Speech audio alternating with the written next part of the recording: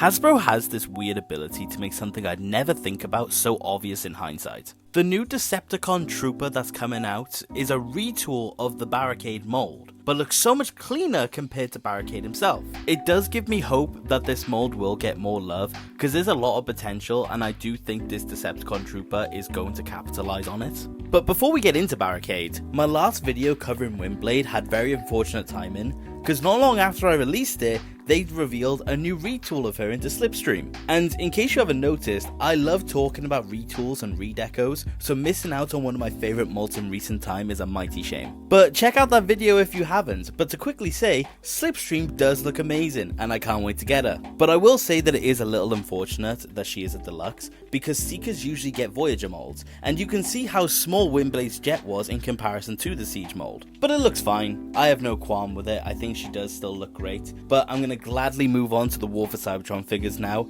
as finally having these guys in the modern day is a dream come true. I will say that hearing the news back in 2023 that these guys were being released, it felt like heaven to me because I grew up on the games, and I'm glad to say that I haven't been fully disappointed on any of them so far. But notice how I said not fully disappointed, which leads us on to today's video, which is Barricade, and his robot mode is messy. But before I fully get into Barricade's robot mode, I will say that his thighs are meant to have the wheels on them, but I really don't like how it looks and I think it compromises the arms a bit too much. So I do keep them at his ankles, but this is how he's meant to look, but I do think it just becomes more messy. So if you see the wheels down at his ankles, that's why. But I genuinely believe that with that small alteration, the overall look of Barricade is fine. The colours and the details on him are absolutely fantastic. The silver, grey, purple and black really do complement each other, and it gives a very clean finish to him. The head in particular is honestly perfect. It really does capture the game model very well,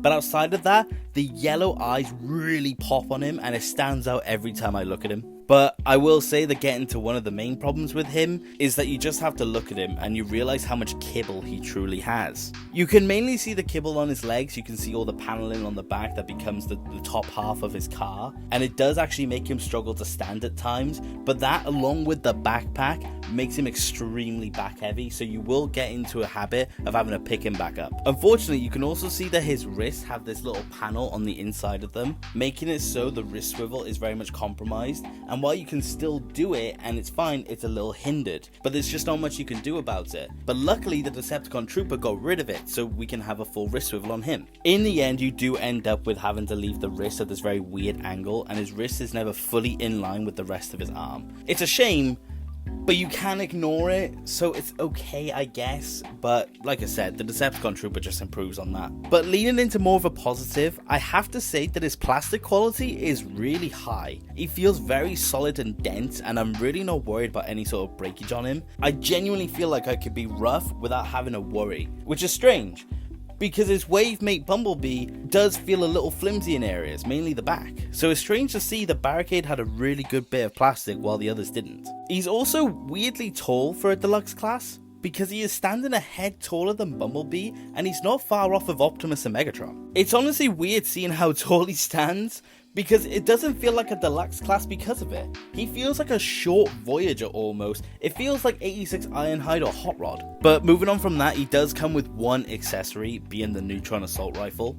And while I absolutely love having this weapon in hand after all these years, it's a bit too small for my liking. Thankfully, it seems to have been fixed in recent time though, because Starscream's Null Ray and Sideswipe's Proton Burst Rifle is a lot bigger.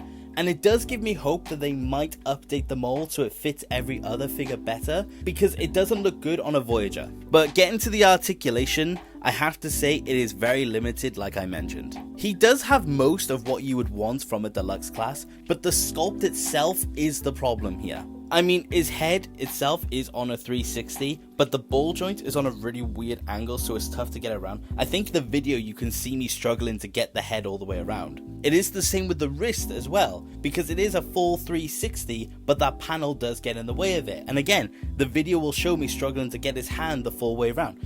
It's a shame, because Barricade could do a lot of things, it just gets in the way of itself though. And the problem is that there is no ankle tilt either, which is a shame, but they did sculpt one in, so it does help but not too much because he already has a tendency on falling over. But I'm hoping that the Decepticon Trooper fixes this issue. You can get him into a couple of alright poses, but I honestly wouldn't hold your breath. But I have to say, on an overall, the robot mode is very much a take it or leave it look. I get why people don't like this guy, but I honestly think it's fine. But I will say I might be holding a slight bias because he was the first of the War for Cybertron figures that I received. Moving on to the transformation though, it is very simple, but is fun regardless. It is very much what you would expect from a Transformers Deluxe class car.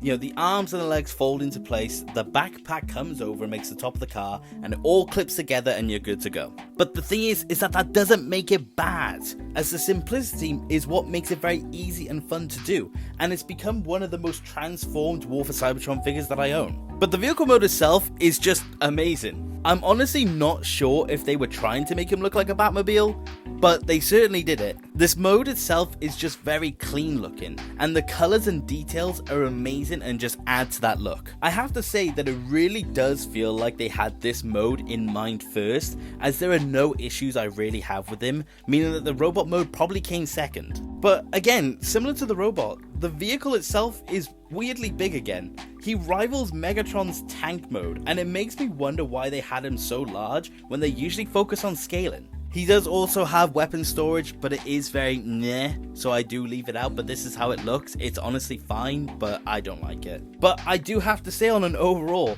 this is a very high contrast from the robot mode itself, because I honestly love this car mode. But to give my final thoughts on him, I definitely have to say that he comes down to personal preference, and because of that I find it weird to recommend him. While I personally like him and I would say to pick him up, I would say think about it first and come to your own decision through reviews. I will say that you can get him for fairly cheap, so the price here isn't really an issue, but don't pick him up just because of the price. Pick him up because you want him. But yeah, that was my look at Barricade, and I hope you enjoyed. Okay, bye!